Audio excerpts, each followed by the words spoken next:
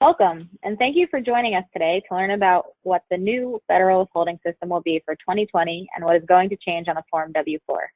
My name is Rachel Yanchis, and I'm a Senior Marketing Specialist at Exemption. We're excited to have our Consulting Director of Compliance Services, Yonina Shineweather, CPA, and our Director of Compliance Services, Malka Trump, CPA, CPP, this afternoon as they discuss critical changes to your federal tax withholding process for next year. Before I hand this over to Yonina, I want you to know that we value your feedback from this session, and we look forward to sharing with you more insights that will help you successfully grow your business. We'll be recording this session, and a link with the recording will be posted on the webinar section of our website. To learn more about Exemption and our payroll and HR services, check out www.exemption.com. And for other new and exciting webinars, you can register at www.exemption.com/webinars. Yonina, we're looking forward to this session, and I'll hand it over to you to get started. Thank you so much, Rachel, for your introduction. Welcome, everyone, to today's webinar, Federal Tax Withholding in 2020, and how to prepare, and what you can do about preparing for it. I have to preface my words with saying that I'm actually really excited about presenting today's webinar, and I was very, very excited about preparing it as well, because I would say in 29 years in the payroll HCM world, I have really never experienced, I'm sure some of you can sympathize with what I'm saying, such a sweeping change, such a pervasive change to the way we do payroll. Meaning ACA, Affordable Care Act, was a big one. It was really a big one. You know, there were definitely big ramifications of it, but basically it was affecting applicable large employers only. It was affecting full-time employees only. There have been other changes that affected large groups of employers or large groups of employees. Now we have the change to the overtime threshold, but again, they've been limited groups. And this change to federal withholding tax affects every employee of every employer in every industry. There is no escaping from it. And so it's a really significant change to the way we do business, to the way we do payroll. And actually, one of the reasons that I'm so excited about talking about it today is because Exemption is so very ready for this change. And I'm really happy to make that announcement to all of our clients, to all of our current clients here with us today. And for all you not yet clients who are listening, I just want to let you know that there is an option that is completely ready with screenshots, with everything prepared. And a little bit later in the webinar, my colleague Malka will be showing you those screenshots and how to step through them and how to map the information on the new W-4 into the fields in Exemption software. So this is a very hands-on, a very practical webinar, and hopefully one that you'll find important for yourselves as well. Throughout the webinar, I'll be giving you various tips, what we call best practices, and in terms of how to prepare. And I think one of the most important ones, and the first one is, do check with your payroll outsourcing partner, or if you're using canned software, or if you're using customized software, do have a software review and check if your partner, your software is ready for the 2020 change. If not, when is their target date for being ready? And if they can begin to show you any mock-ups of screens so that you in turn can go and train your own staff and adjust to any internal processes, because there are a lot that are going to need adjusting, and we're going to be talking about them in the course of today's webinar. So that is definitely a best practice. Check on your readiness status now. Now, a couple of technical points. Throughout the webinar, I will encourage you to use your question toolbar and type in your questions. I do keep an eye on it as I go along, and I do try to work the answers into my presentation. Time permitting at the end, I will also allow time for a question-answer session that Malka and I will field your questions. And like I always say, those of you who have done webinars with me before know I say this. If you have a question as I'm presenting, it's probably a question that other people listening today have as well. And so you'll be doing everyone a favor by asking the question. Another technical point, today's webinar is being recorded, as Rachel mentioned, and the recording will be available on the Exemption site under our webinars page. And the last point is that, as promised, you're going to be getting a special bonus for joining our webinar today, which is a payroll stuffer which you can customize or brand for your own company and use it to put into your employees' paychecks as we begin getting closer to year end, as we begin approaching the new changes that are going to be taking effect to their withholding.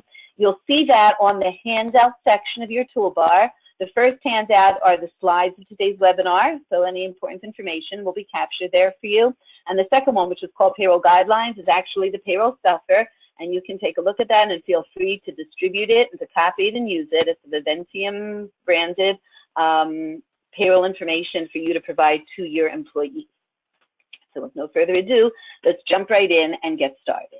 We're going to start with some legislative background, meaning how did we get here? So it all started back in 2017 with the Tax Cuts and Jobs Act, what they called the TCJA. And that was a big sweeping tax reform legislation brought in by the Trump administration. Part of the provisions, one of the most significant of payroll provisions, was that the concept of exemptions or dependent allowances on the tax return will no longer exist. And we've already gone through a filing season that way, the 2018 filing season. You all saw in your 1040s, there were no longer, the standard deductions were increased, but there were no longer any exemptions or allowances for dependents. And of course, that has to find expression in the withholding system, namely the W-4, and the way the employers withhold employee taxes. And the goal of this tax reform was basically one goal, which has 4 different manifestations. First of all, decrease withholding. People should have less withholding and therefore a higher net pay.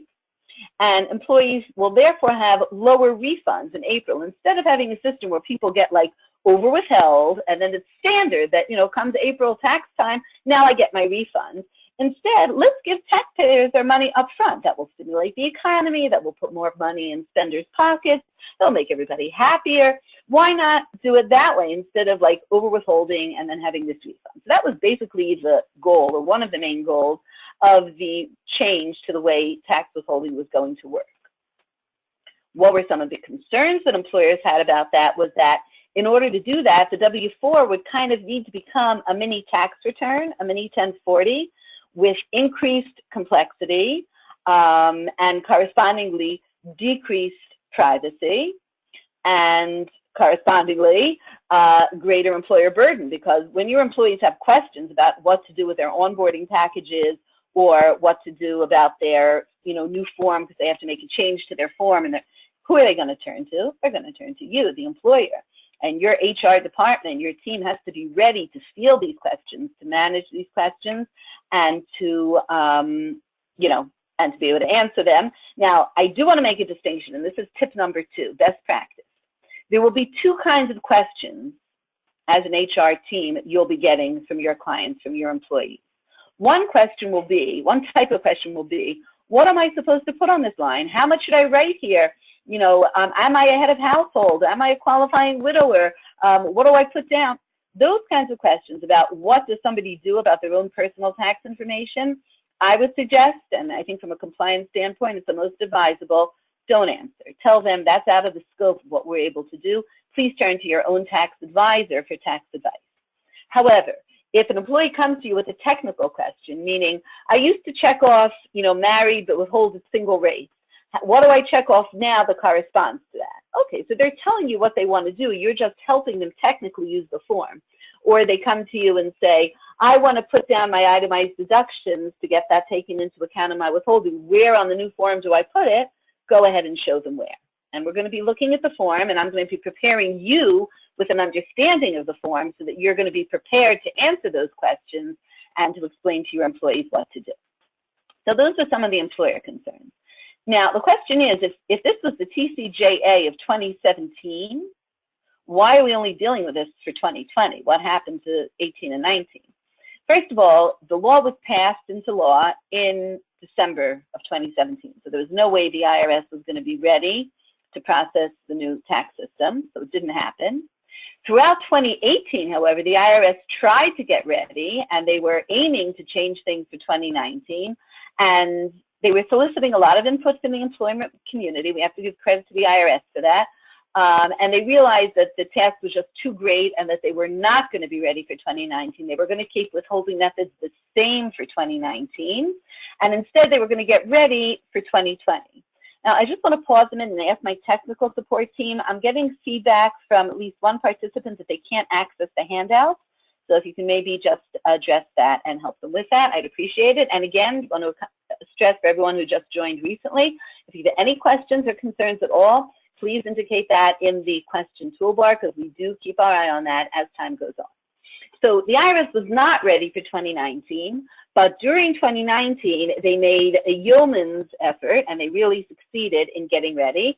They actually contracted out to a private think tank study group, and Videntium was a participant in that study, to collect information and to collect input from the employer community, from the payroll community.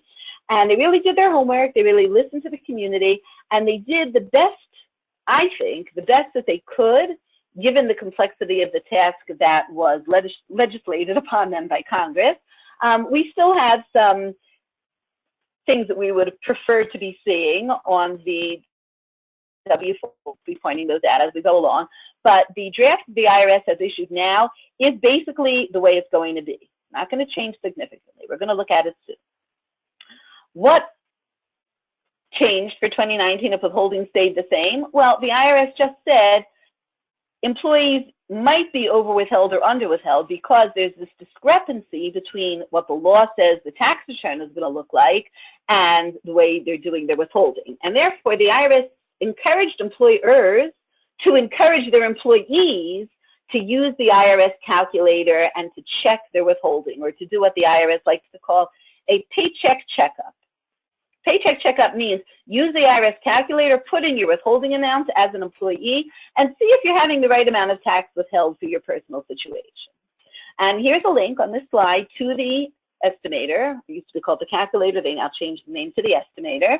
And there's also a frequently asked questions that you can refer your employees to. And it's not too late to have an additional tax withheld even now, even though we're in October of 2019. But you can still encourage your employees to go ahead and make sure that when it comes tax time, they're not going to be under withheld, because if they are, they may owe estimated tax failure to pay penalties and interest. Which employees are most likely to get into trouble if they don't use the calculator? The IRS has said, this is their list, two-income families, people who themselves have more than one job, or they work for only part of the year, if they have kids that they're getting the child tax credit or the additional child tax credit for, if they have older kids, age 17 and up, if they itemized deductions last year, if they have high incomes or complex returns, or if they had a large bill that they had to pay at the end of last year, or conversely, if they had a large refund. Those are the people who are most likely to have problems with their withholding when they file for 2019. So encourage them, and you can put this on your payroll reminders. Those of you who are current Exemption clients, you know you can put a payroll stub message on your employees. Encourage them to go to this link. You can include that in the payroll stub message, and that's, again, a tip, best practice. Do encourage your employees to do a paycheck checkup now that we're coming close to the end of 2019. So that was basically all that you had to do for 2019. 2020 is a different story, because for 2020, your withholding methods are changing. And again, you want to check with your payroll partner, or if you have an in-house team, if you're doing payroll manually, you want to make sure and you want to run a system check that you are ready for these specifications. There are now going to be 2 different tables for computing federal tax withholding. For some people, you're going to use the standard table. Which people? The ones who have not given you a 2020 form, the ones who are still using pre-2020 forms, or the ones who have given you a 2020 form but haven't checked the magic box in step 2. What that magic box is, we're going to see soon, but there's a box there. If it's not checked, then you use standard tables. And if they have given you a 2020 form and they've checked the magic step 2 box, then you use the right-hand set of tables. And if you notice, the right-hand tables are higher than the left-hand tables, right? The amounts there and the brackets there are higher. It's more tax getting withheld.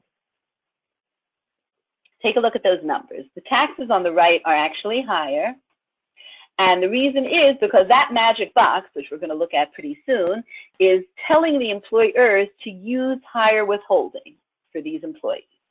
So this is just the beginning of what's changing for 2020, the way that you're going to do taxes. In addition, the form itself is changing. And even the name of the form is changing. Take a look at the name now. It's called Employees Withholding Certificate. What did it used to be called? Here's the old one that's on its way out. Look all the way at the bottom. Employees Withholding Allowance Certificate. Allowance in 2020 and on is a bad word because there are no allowances anymore. And so it's out with the old and in with the new. Now it's just the Employees Withholding Certificate. No more talk about allowances. Do all of your employees have to give you a new 2020 form? No. The answer is a resounding no.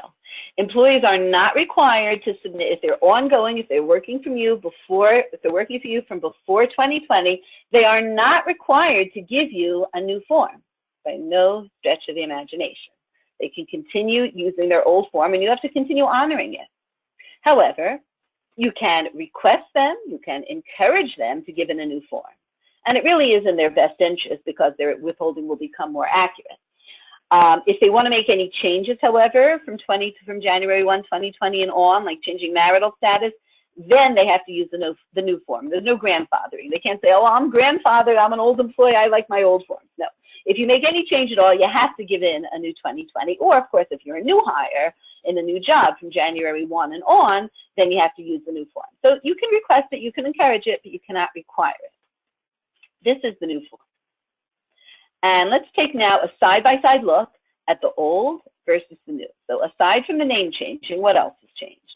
Part one is still the same. Name, they edited it. Instead of saying your name, they modernized it. They just say here, first name, last name. Instead of saying your social security number, it's just a social security number. Instead of encouraging employees to put in their home address, it's saying address, right? There's still that point about if your name doesn't match the social security card. So on the old form, they actually asked you to check there, and they only asked you to verify your last name. On the new form, they're asking you to verify your entire name, check if your entire name matches, and that's basically indicative of the Social Security Administration getting a little bit more proactive about clearing up their suspense account. They want to make sure that people's wages and names get matched so things don't just get posted into that big black hole suspense account. So they are asking employees to check their full name. But basically, Section 1 has stayed the same. Until we get to box 3 of the old form, box 3 of the old form, which is the marital status, and which is just part C of the new form. And here we already see changes. It used to be single, married, and married but withhold at the higher single rate. Now it's become single or married filing separately, which basically means married but withhold at the higher single rate. So if someone had checked the first box, single, or the second or the third box, either the first one, single, or the third one, married but withhold at higher single, they want to now be checking the first box on the new form. And again, this is an example of technical assistance you could be providing to your employee. Now, the old second box, married, now corresponds to married filing jointly or qualifying widower or widow. And I'm sure that this will confuse employees because they might say, well, this line is for a widow or a widower, what do I do? So this second box now on the new form is used by 3 people, either those who are married filing jointly, or those who are qualifying widow, or those who are qualifying widower. All 3 of those people, any one of them, checks the second box.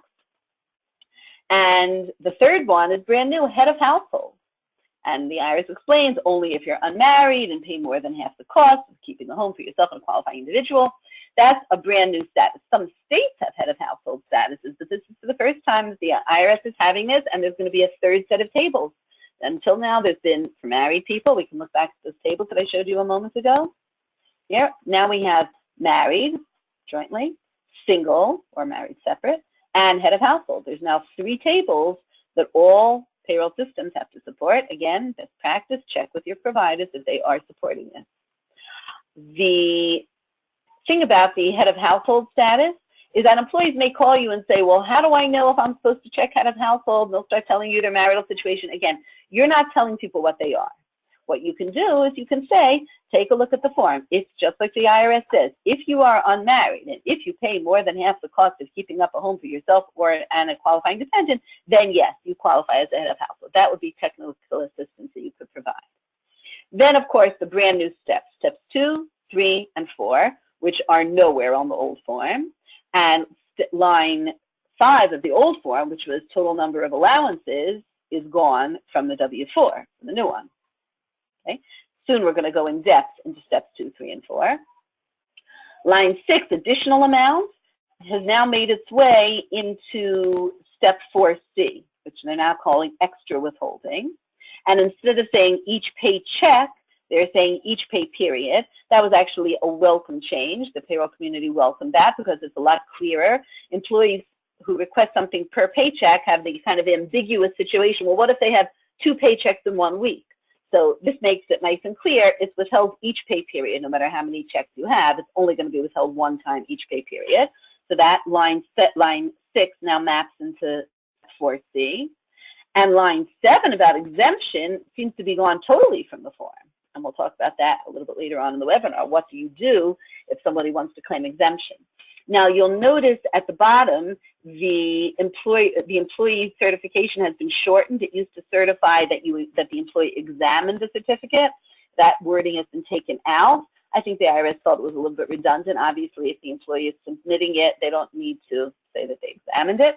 And what's a little bit concerning is that the section about employer's name and address used to provide instruction that you only need to complete it if you're sending the form to the IRS or if you're using it for your state's new hire directory. And now there's no guidance as to when employers need to fill this out, nor do the instructions address it. Unfortunately, this was a request that we had asked the IRS to do, to explain that employers don't need to complete this if they are not submitting the form or if they're not using it as part of the new hire registry. That was one of the suggestions the IRS did not accept, unfortunately. And so we're just going to assume that it's, maybe in the final copy that the IRS will release late November, it's the target date for the finalization of the form, maybe they'll incorporate it, not likely. And so we're just going to assume that employers do not need to fill out this bottom part unless they're actually going to be sending the form to the IRS. So that's the comparison between the 2019 and the 2020 form. Now, I want to point out, while we're looking at the form here, that steps 2, 3, and 4 are all optional, meaning if an employee gives you a 2020 W-4 and the only thing they filled out is step 1 and step 5, that form is valid. You do not need to go ahead and withhold them at some higher rate. It's a valid and it's a compliant form. Now, if they left out step 1 or they left out step 5, then the form is not valid, it's not compliant, and you need to be withholding them as single. You know, we used to say single and 0, but there's no 0 anymore, so you just withhold them as single with no other adjustments. However, the more information they provide on this W-4, the more accurate their withholding will be. If they don't fill out 2, 3, and 4, it's likely that they may either get a huge refund or even worse, have a large underpayment and owe penalty and interest at the end of the year. So the more information they, again, there's a trade-off here between accuracy and complexity. The more complex information they provide, the more accurate withholding they will have. At the same time, the more of their privacy that they may be compromising. So the IRS has tried to strike a balance, and this is the balance that they have settled on. It's interesting, though, that they don't put the word optional under step 2 and 3. I think it would have been clearer if they did, but they do say on the form itself that you only complete step 2 and 4 if they apply to you, or if you have privacy concerns, they tell you some other options that you can actually go ahead and use. So now let's jump in to an in-depth look at the 2020 form. I just want to give a nod in the direction of the W-4SP. The IRS did come through in September with a draft of the SP as well. That's the form you can give to your Spanish-speaking employees. And this is a draft. It does reflect the same changes as the English form. It's not yet final, just like the English one is not yet final. The numbers can't really be finalized till later in November because there's certain inflation calculations that have to be certain numbers that have to be collected in October and then processed. So we're looking toward November, probably late November, for a finalization of the forms. In addition, those of you in the community who use W-4P, if you're an employer that has pension payments or annuity payments and your employees are submitting W-4Ps to request withholding from those payments, the IRS had actually promised a draft of the W-4P in September, meaning they promised to have it ready in September. They were not apparently able to meet that deadline. The draft is not yet available, so we're waiting for that. We don't have any feedback from them on when that'll be coming through, but we can assume it'll be coming through in a short while. So now let's jump in and take a deeper look at these optional steps that can only help, steps 2, 3, and 4. So on the first slide here, we're looking at steps 2 and 3. Step 2 says, tell your boss if you're working in another job. Or, to put it a little more subtly, inform your employer if you have a second job at the same time, or multiple jobs at the same time, or your spouse is also working. Now, why is this information important? So we have to understand the way the tax system works. Built into the tax tables is a standard deduction. However, a family gets only one standard deduction on their tax return. So if both spouses are working, the standard deduction is going to be split between them, or halved between them, if you will, and they may actually end up owing tax at the end of the year unless they request higher withholding. So it's important with the new system for the employer's payroll withholding system to know if the employee has a multiple job. And there are 3 ways that the employee can approach this: A, B, and C, and they are mutually exclusive. If you do A, don't do B. If you do B, don't do C. The most private way and the most accurate way, and the most complex way, is to do step A, which is to use the IRS estimator. Go to the link provided there on the form and step through the steps, putting in the information requested. What will happen at the end of that estimator is that you'll get an amount of tax to withhold per pay period, and you as the employee will put that into step 4. There's a place to put in, as we saw, additional withholding. You don't have to tell your employer anything, and you don't, and this will give you, since you're going to the IRS's estimator, it will give you the most accurate information. But there will be many employees who either don't have online access or find the estimator confusing or prefer not to use it for any other reason. Maybe they're concerned about security online, putting in their accounts and their income information. And so they don't have to use it. They can then go ahead and use the second option if they'd like. Now, I do want to put in a little cheer, yay IRS. They did go ahead and make the estimator easier to use. I don't know if any of you listening tried to use the calculator in 2019. It wasn't the clearest tool. Let's put it that way. And again, the IRS really listened and they really did make improvements. That's why they changed the name. They're not calling it the calculator anymore. They're calling it the estimator, so you should know it's something new. And they have improved the accessibility, the understandability of it. Now, the amount that you'll get using this estimator, remember we're talking about multiple jobs, let's say wife and husband working. Let's say the wife does it, uses the estimator, gets the amount and puts it on the W-4 for her job. You only put that amount on one job. If the wife puts it on hers, the husband doesn't put it on his, and vice versa. Now, let's say the wife is working for you. Let's say she's the employee. She gave you a W-4. She put in an additional amount as step 4, part C. The additional amount was held. And now the husband experiences a big change in income. They redo their estimator. They come up with a new amount. She's going to be the one, even though nothing changed with her job with you, she's going to need to submit a new W-4 to you with the new amount on it. So don't be surprised if if you get an increased volume of new W-4s. Like somebody may just give you a new W-4 and they're not changing marital status. All they're doing is changing step 4, part C, where they say how much additional they want withheld. That may happen. Don't be surprised, and certainly don't take any actions to ask the employees about it. You just accept that W-4 and implement it. That's your responsibility as an employer. So it's a bit confusing. Sometimes an employee may ask you, they might say, well, my spouse's income has changed and I put the amount on my form. Do I have to give in a new one? And this is a technical question that you can answer. You're not giving them advice. It's just a technical question. And you can say yes. yes, I would, yes, you would put that on the W-4 for me. So again, the estimator is good for people who have more than one income. It's good for lots of people too, as we said before. It's good for people who expect to work only part of the year or have self-employment income. Some people with self-employment income, as a matter of fact, might want to pay in their self-employment tax on their W-4, meaning they might want to increase their withholding on their W-4 to make up for their self-employment liabilities. So that would be the people that are going to be using the estimator. Now, those people who are not going to use the estimator can do option B. Option B says, if you don't want to use the estimator, no problem. Use the multiple job worksheet, and that will also result in an additional amount. And again, you don't have to tell your employer too much. You don't have to tell them, you know, how many jobs you have. This is good for 2 jobs or 3 jobs. And this will give you not the most accurate withholding, but roughly accurate withholding. So the way this works, and here's the chart, and this is supposed to reduce complexity, but I'm a little bit skeptical. I think employees may find it more complex. But what you're supposed to do is, if you have multiple jobs, let's say you have 2 jobs in the house, you take the higher paying job and you find it over here on the left. Then you take the lower paying job, you find it across.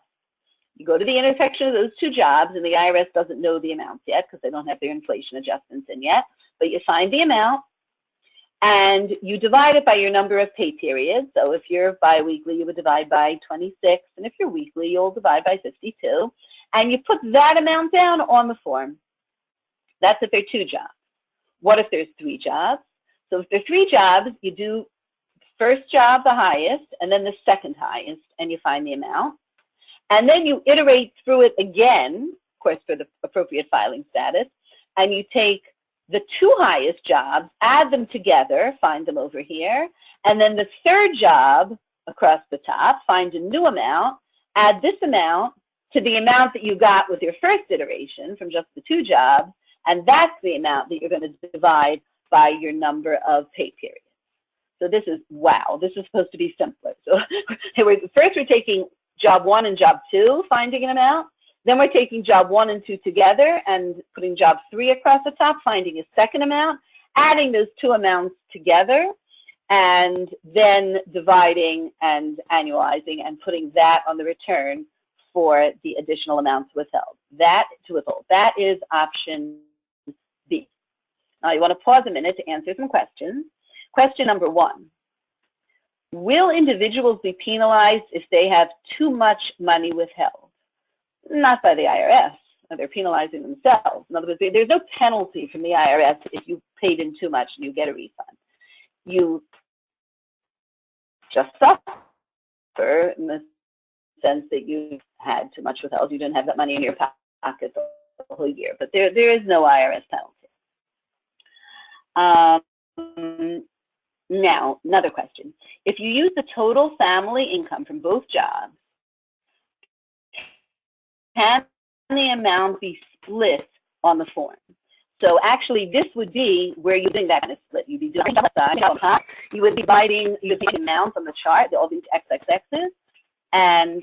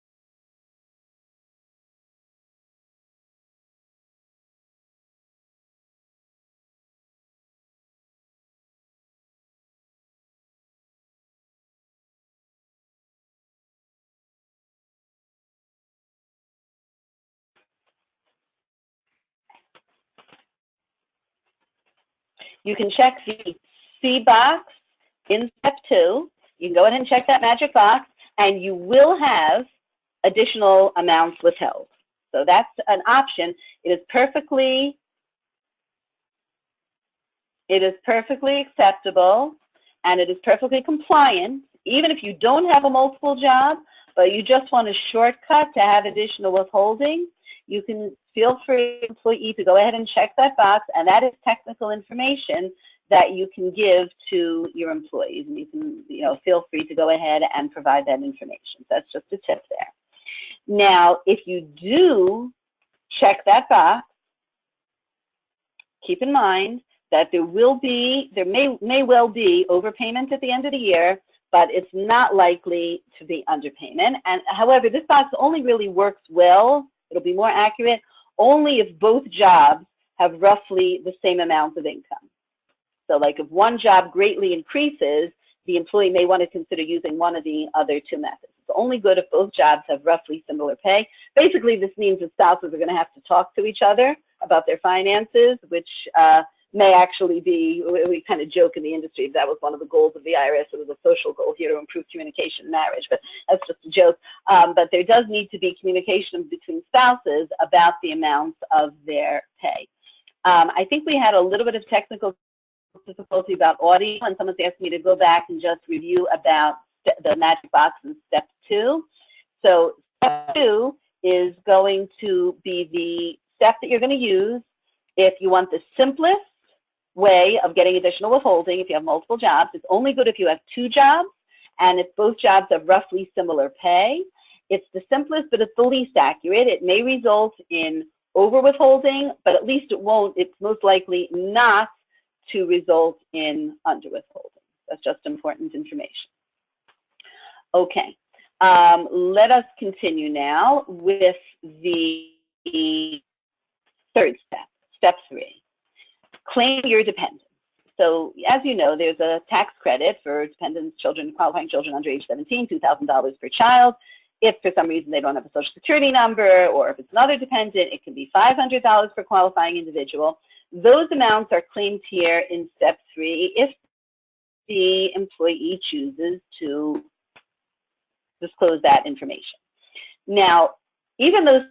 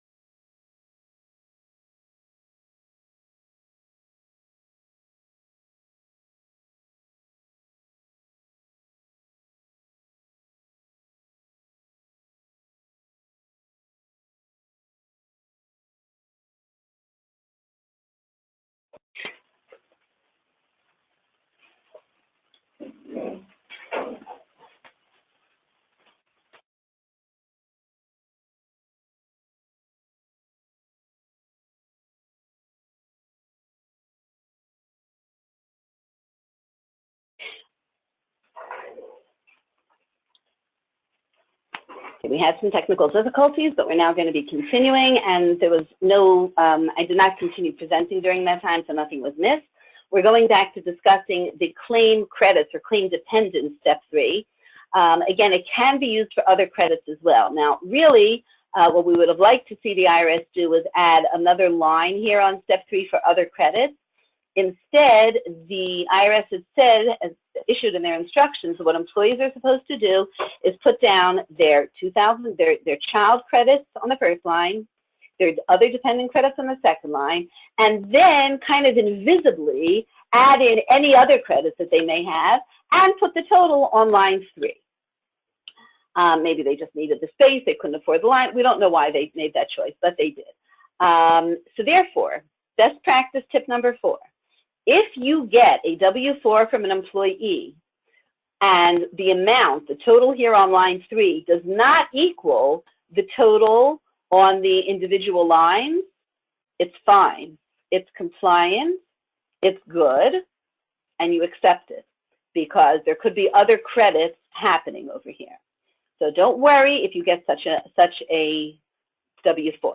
However, if you get a W-4 where this subline is filled in with the child credit and the second subline may be filled in with the other dependent credit and line 3 is blank, the IRS is undecided about what you're supposed to be doing. What they tell you is if line 3 is blank and the other lines have amounts on them, consider asking your employees if they meant to do that or if they want to revise their W-4. So that's your best practice tip number 5. If line 3 is blank, but there are amounts written in step 3, send the W-4 back to the employee and ask them to review it for accuracy and point out what the discrepancy is and what you may need to be asking them. So that's step 3. Now, what happens if you put these credits on step 3? What will that do? That will reduce the employee's withholding, it will increase the employee's net paycheck, and it will reduce any potential refund that the employee may have received. Step 4 is a little bit of a mixed bag in terms of what it does. First of all, the first line is the one that will make most employees, privacy antenna go up and say, what? Other income?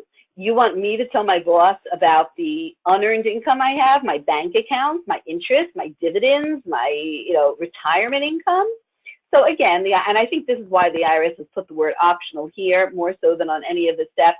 This is optional. You don't have to give this information. It will help you be more accurate. However, if you do have unearned income, you can also have the tax paid on that using Form 1040-ES, the estimated tax payment. You don't have to make your estimated tax payments through your W-4, through your paycheck. But if you want to, if you don't want to have to be bothered with quarterly estimated tax payments, you can do it here. Now, this other income is not income from any other job. And this is a technical question. If an employee asks you, do I put information here that appears on other jobs, meaning that I've earned on other jobs? Let's say I have a gig in the afternoon, or I do something on the side in the evening. Do I need to be putting the information here? Is this called other income? No. We're talking about income other than job income, not earned income. You would be putting the information here. And this would also be a place if someone is self-employed and they want that income to be taken in. Well, that would be job income, though. This is really not for self-employment income. This would be, though, for retirement benefits that you might be receiving, or, as we said, other types of unearned income. It would go over here. And if you put an amount on line 4A, that will increase your withholding, it will decrease your paycheck, and increase your potential refund. Another way of getting income withheld here is by using the estimator and putting the other income into the estimator, and that will tell you how much additional, and instead of having to report the income on line 4A, you use the estimator and it gives you an extra amount to put down on line 4C. But again, if you don't like that estimator or you find it difficult to use, you can have the IRS do this for you, meaning the IRS have your employer do it for you, and you would put the amount on the other income line. Line 4B is for itemized deductions or other deductions that are not the standard deduction. And if you want that, if you put deductions there, it will decrease the amount you have withheld, and correspondingly, it will increase your paycheck and it will reduce your potential refund. And you'll have to fill this out, a deduction worksheet, where you're going to be entering your itemized deductions on the top. Then you're going to be subtracting out the amount of the standard deduction. See these X's over here? The IRS does not yet know how much the standard deduction is going to be, and so they just put the X's there. Of course, in the final form, there will be the actual amounts written in here. I'll ask you a little bit of a brain teaser. I'll ask you a little bit of a brain teaser for payroll professionals, and that is, why do we have to use the itemized deductions minus the standard deduction? Like, why are we only using the excess of the itemized deductions over the standard deduction? Why not use all itemized deductions? Right? The answer is, some of you may have guessed already, is that standard deduction is built into the withholding tables. In other words, everybody uses those withholding tables, and they already are taking the standard deduction into consideration. And so since you're already getting credit, so to speak, for the standard deduction, you only need to claim the excess of the itemized deductions over that standard deduction. Or any other deductions not itemized, like student loan interest, deductible IRA contributions. All of those types of adjustments would go up here on line 4B and would decrease your withholding. And then we get down to line 4C, any extra amount you want withheld. So again, this could be coming from the estimator, if you use the online calculator. It could be coming from that multiple job worksheet. Remember when we looked at the intersection of the highest paying and the lower paying, and we found those amounts, right? It could be coming from there. Or it doesn't have to. It could be something that your CPA told you. It could be something you calculated yourself. It's not, if an employee calls you up and says, I want an additional amount withheld, but I don't want to use the estimator, I know how much to withhold. Am I allowed to just put it here? The answer is yes. The employee can put down an extra amount they want withheld right here, even if it's not coming from any of the IRS tools.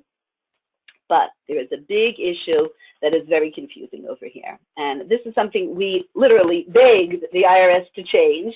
And unfortunately, they did not listen to the payroll community on this for whatever reason.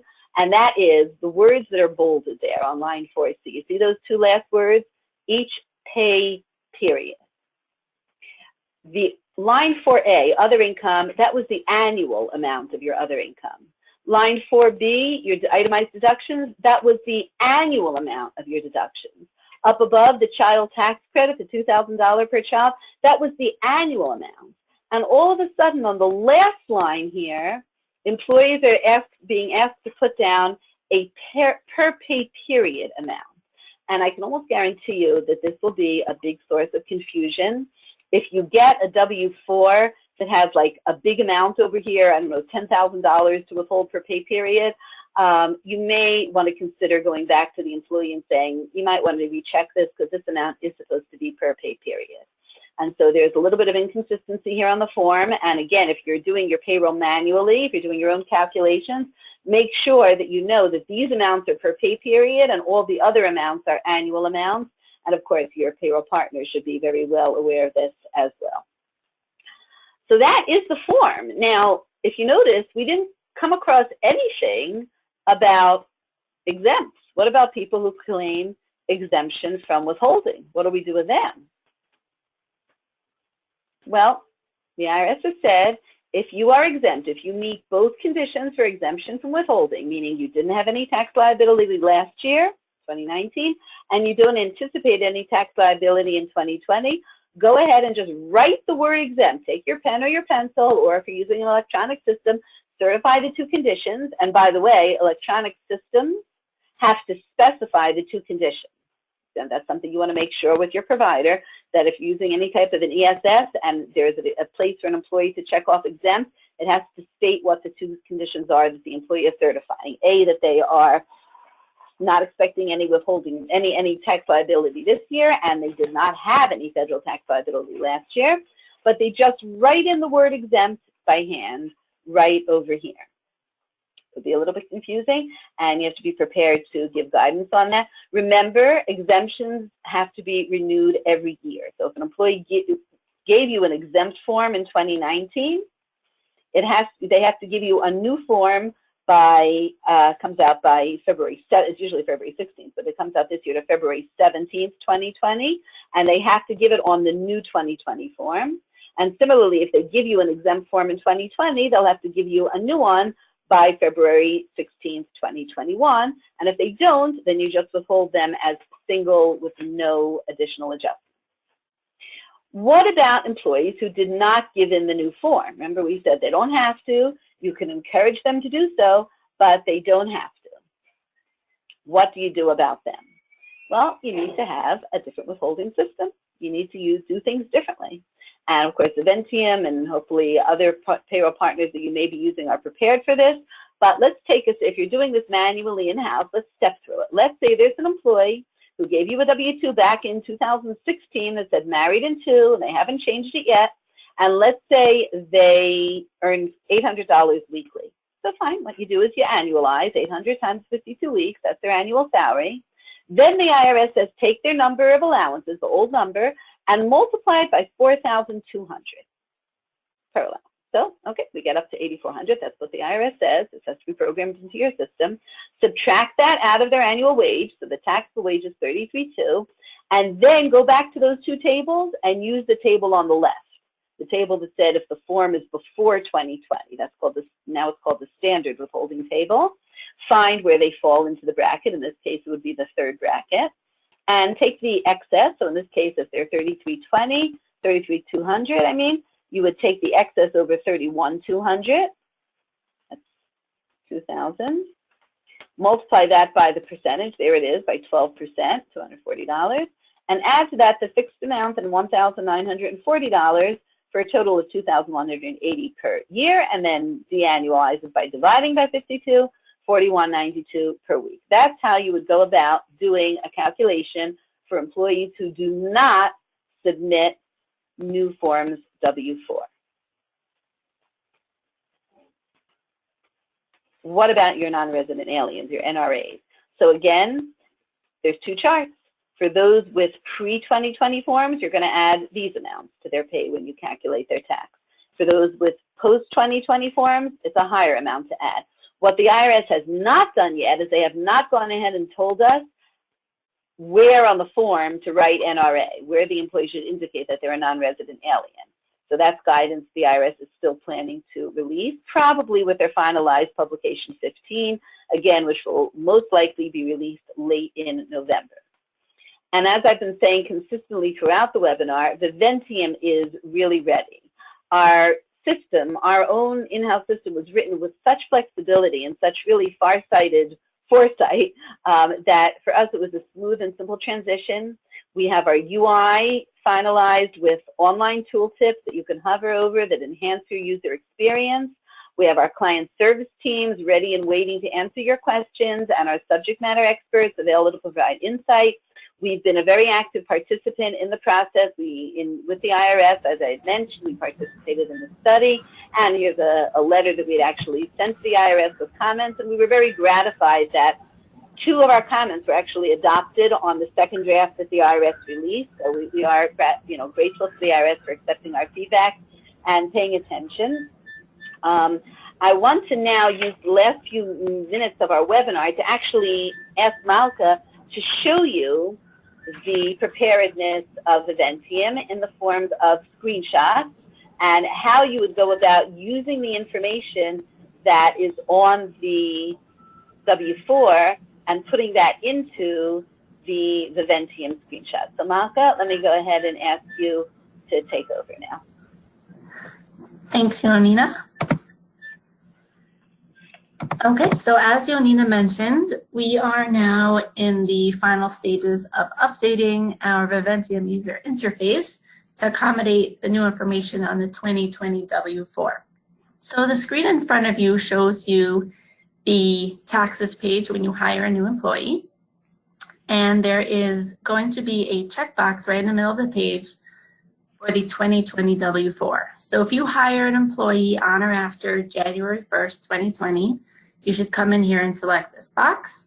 Or if you have an existing employee who wants to make a change to their W-4 on or after January 1st, 2020, of course, they should be submitting a 2020 version of the form, and this checkbox should be selected. Now, the IRS has stated that if a 2020 W-4 is implemented for an employee, the employee can no longer revert back to the 2019 version. So in compliance with that, in Viventium, if this checkbox for the 2020 W-4 is selected and a payroll is processed, you will no longer be able to deselect that checkbox. But if that checkbox is selected, then that opens up all these fields available to you to enter the information that an employee submits on their 2020 W-4. And I'm going to show you how these fields correlate to the 2020 W-4.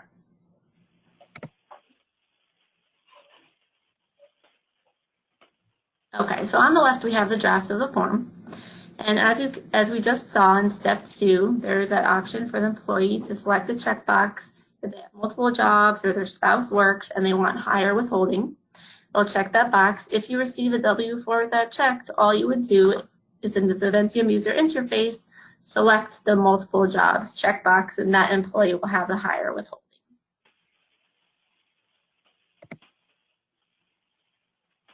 Going down to step 3, where we have our dependent credits and other credits, if the employee chooses to complete an amount in step 3 and do that calculation and determine their annual dependent credit and other credits, and that amount from step 3 would be transferred over to the dependent credit field in Viventium. In step 4, line 4A, you may have an employee who wants to enter other income like dividends or interest that they expect this year, again, an annual amount. So if 4A is completed, just enter that information in the other income field in Viventium.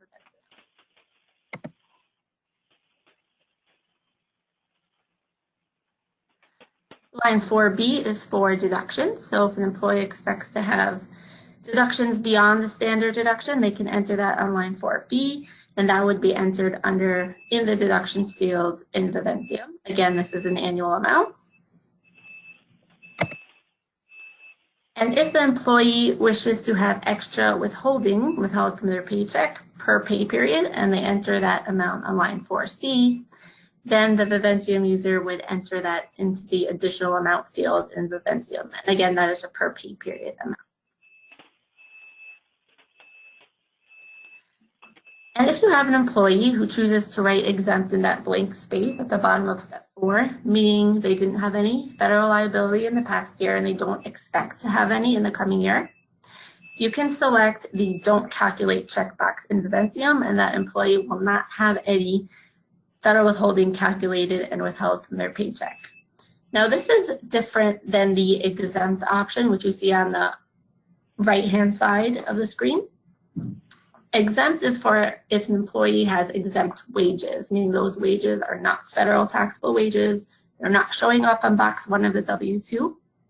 That is not what the IRS means on the W-4 when they say an employee can write it exempt. An employee writing an exempt means they just don't want to have any calculation. They don't want anything coming out of their paychecks, but the wages are still reportable in box 1 of the W-2. So if you see that written in there exempt in step 4, then you should select the don't calculate checkbox in Viventium. And you would just go ahead, save that information. This is what the employee profile would look like. It would give you a summary of what the employee entered on the W-4. We can see this employee has a dependent credit. They chose not to enter other income or deductions, and they did select the multiple jobs checkbox. And all you Viventium users, you can expect to see this new user interface to be released quite soon in the coming weeks. Okay, so I'm going to send this back to Yonina to wrap things up. Thanks, Malka, and I always get excited seeing these screens because it's great to know that the information that is on the W-4 as it comes in from employees already has a home in Viventium software. We know exactly where everything's going to go, and of course the back engine knows what to do with those fields. I just want to mention again, take a look at the handout on your toolbar, which does have that payroll stuffer that you can use for your employees. You have here the actual resources from the IRS themselves, so I encourage everyone, do go in and take a look at the W-4, at the publication 15T, which has tables for manual systems and automated systems, and frequently asked questions. Remember, these are still draft forms. The numbers are not yet finalized. We're expecting the finalized numbers at the end of November. And in terms of Viventium resources, you have our blog, which explains the withholding changes. We're going to be running a video series with various scenarios of employees and how they would need to be completing their W-4s appropriately.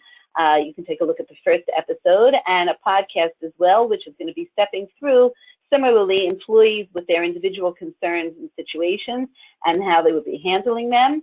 Again, our webinar today has been recorded, and the recording will be available if you want to share it with other members of your team on the Viventium site. I want to thank Malka for participating with me today and all of you for joining, and to invite everyone to reach out to me directly in case you do have any questions on the compliance-related issues about the new W-4 withholding system. I can be reached at Shineweather, my first initial Y, and my last name Shineweather, SHINEWEATHER @Viventium.com. Thank you all for participating, and have a great afternoon.